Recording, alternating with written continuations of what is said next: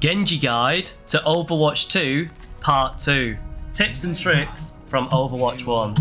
First of all, I need to say thank you very, very much to all the new subs, all the new watch hours, all the new views, etc. We've just got monetized on YouTube, literally like 10 seconds ago. So I've clicked monetize all vids. There's like 10k vids for it to flick through. So the process has begun, and I couldn't have done it without you lot. And because of these Overwatch 2 guides, that's where all the watch hours have come from. So I didn't do Genji justice. I only did a 1 minute 30 vid on him, and this video is probably already longer. So let's crack on with it, because I've been playing a lot of ranked, we've been playing a lot of group stuff, so we've been getting some combos down. I've been figuring out like what he does well against and what he doesn't do well against nowadays. And yeah, so I'll just start with the old combo. Just learn this: right click, boom, right click, shift. That's a 1-hit kill for everyone. So let's say your Ana lands a sleep dart, go over the head, right click them, and then shift on them, and it's an insta kill. So deflect is such a beautiful tool. Like, you can, this is it, Genji can defeat everyone in the game, but he can also be killed by everyone in the game, depending on RNG and skill on both sides of the fight. So when you're taking a 1v1 or a duel, it can go either way. So you need to be able to adapt on the fly. Like, you need to be able to know when to engage, when to disengage, and when to get out, because he's a very slippery character. So get out of dodge if you're about to die, rather than like kill confirm. So if you can get one kill and die, I'd say avoid it. Like, just survive. Even if the other person survives, just live. Like, all you've got to do is Genji is live, so your team can do enough damage, and then you just get reset city where it's like boom boom, they've all tagged them, and you just dash through like 4 of them to clean up the fight. I always see this far too often, especially in ranked, where I'll get a Genji on my team, and because he's fast, he'll dash there, and he's the first person into the team fight. So immediately, you're all fighting around the objective, your Genji's in front, and he's like 1v5, and he just like dies at the start of the fight. So I'd say the biggest tip is waiting till your team has like started distracting them before you start doing some fancy like ninja stuff in the middle of them all. So don't run in and feed, wait until your team's ready before you trying to pop off. What else? So he's got wall climb, he's got great mobility, and most importantly, he's got double jump. Like, no other character has this, and double jump alone is just such an insanely useful ability. Like, it gets you up to high ground, it allows you to dodge an unlimited amount of things. I'll give you an example.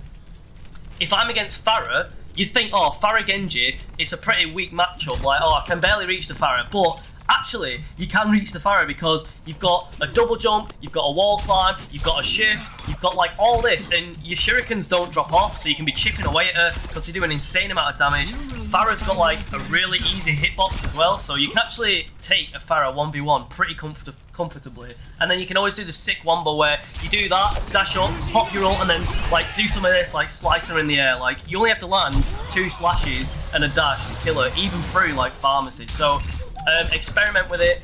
Like, don't if your team's waiting for like some awesome like nano boost like Genji, maybe don't try and waste it on the Pharah. But if you can get a pick or 2 with your ult, it's always worth it. Like, I always say, don't wait for the 5-man wombo, just getting a pick or 2 with your ult. Like, all you need is a pick or 2 to win the game. Like, it's very snowbally Overwatch, so prioritize surviving and prioritize just like kill confirming. Like, your group will have a fight, your McCree will hit a headshot, that's your time to like boom boom, dash in, finish them off, and then dash straight back out. Like, you want to be in out, in out, in out. So when you're playing a DPS as well, don't just be like out in the open like this. Like, you need to be peeking, like peep and creep, peep and creep. Like, when you're doing your pokes, if you're doing this, like hide near line of sight things, like in and out, in and out. Don't just be like pew pew pew, pew pew pew, pew pew pew. Like, never ever stand still in Overwatch. No matter who you're playing, you always need to be like ADS. Like, you need to just always be being unpredictable and completely random in your movement. So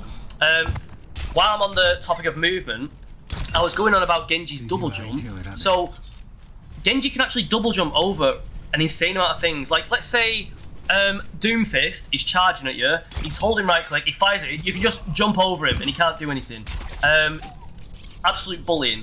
Let's say Pharah, as long as you're not jumping near walls and you're not staying near the ground, you have such an easy time dodging Pharah's rockets. Like, you need to get in sync.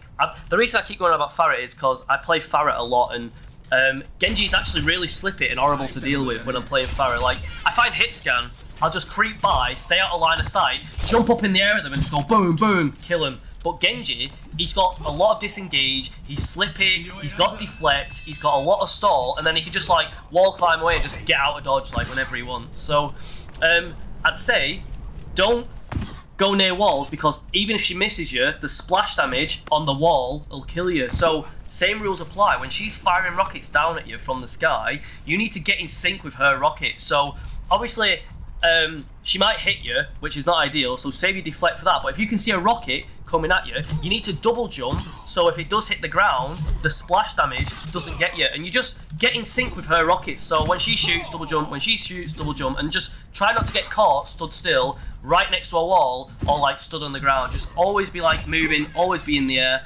And then it kind of applies the same to all the other different like flankers and characters you're going to be dealing with as Genji. So it's like a case-by-case basis. So I always say you need to adapt, you need to work around your team. Like, if you're carrying, you need to like prioritize staying alive so you can carry on carrying. It's like getting assassination pick with Pharah. Like, getting 2 kills is Pharah. With Pharah's ults, fair enough, you've got 2 kills. But if you die during that and your other DPS is slacking, well, it's kind of pointless that you're dead. It's kind of better you flying around, just one-shotting people, instead of like suiciding with your ult to get 2 kills. So there's just unlimited battles and scenarios you can find yourself in Overwatch. So it's hard to make like a generic guide, but those are some tips and tricks for now. I was just buzzing because I got monetized on YouTube. So thanks again, everyone. I love you all. Hasta la vista. Peace.